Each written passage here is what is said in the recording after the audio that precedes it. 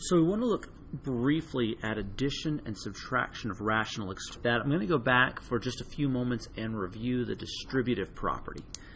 You've used the distributive property in several instances in the past to solve problems like 5x plus 7x.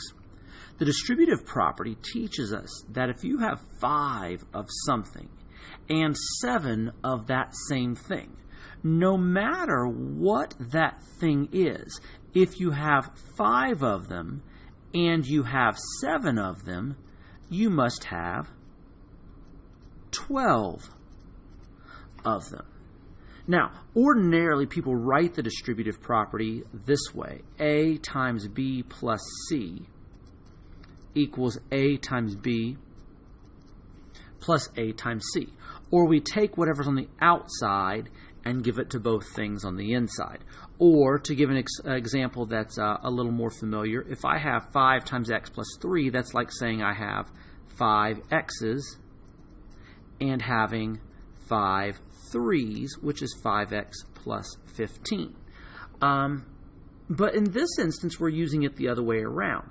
If I have 5 x's and 5 3's, then I have x and 3 of 5's. That's what's happening here.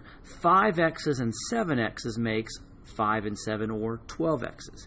If I have 8 y's and negative 14 y's, I have negative 14 and 8 of y's for a solution of negative 6y. And we've even extended that and said it really doesn't matter what you're counting. If you have 4 of them and 13 of them, in this case 4 pi's and 13 pi's, that's 4 and 13 of pi, you're going to end up with 17 of them. The distributive property is just a way of reorganizing things we're counting. 4 of something and 13 of something is 17 of that thing. 5 of something and 7 of that same thing is 12 of that thing. We can take that and use this idea of combining things that are alike, or adding like terms, and apply it to radicals. So that if I have 3 radical 5's and 4 radical 5's, 3 of something and 4 of that same thing is just 3 and 4 of that thing. Or in this case, 3 and 4 radical 5's, or 7 radical 5's. What do you think is going to happen here? 2 radical 7's and 6 radical 7's. Hopefully you realize that you have 2 of them and 6 of them, which gives you 8 of them. That's the basic idea, or the basic premise behind what we're going to do today. Now, it does get a little bit more complicated if our radicals don't match. You'll remember we said before that if I have 5 x's and 7 x's, I have 12 x's. But we've talked about the fact that that doesn't work if the two items are not the same. 5 x's and 7 y's isn't 12 of anything. It's just 5 of the first thing and 7 of the second thing. So at first glance, radical 12 minus radical 3 looks like you have two things that are very different from one another. However, we learned in previous sections that radical 12 is not in simplest form. In fact, we learned in previous sections that radical 12 is a radical 4 times 3, and that the square root of 4 is a 2. Now, if I just did that too quickly for you, just remember that you can go back and review how to convert radicals to simplest radical form, and that should be helpful. The important thing for us today is to realize that if you have 2 radical 3's, take away 1 radical 3, you're left with 1 radical 3. Now I'm going to do a couple more examples of these. It might be to your benefit to pause the video between each one, try it on your own, and then go back and watch the video to make sure that, or to see if you've got the hang of it. If not, you may want to begin again. Radical 9y is a radical 9 and a radical y, or 3 radical y. 16 radical y, or radical 16y, is 4 radical y's. If I have 3 of them and 4 of them, then I must have 7 of them. Here again, the rules don't change. I'm just making them increasingly complex. I know that radical 12 is 2 radical 3. I know that radical 48 is a 16 and a 3, which is 4 radical 3. And I know that 18 is a 9 and a 2, so this is 3 radical 2. This is 4 radical 3s.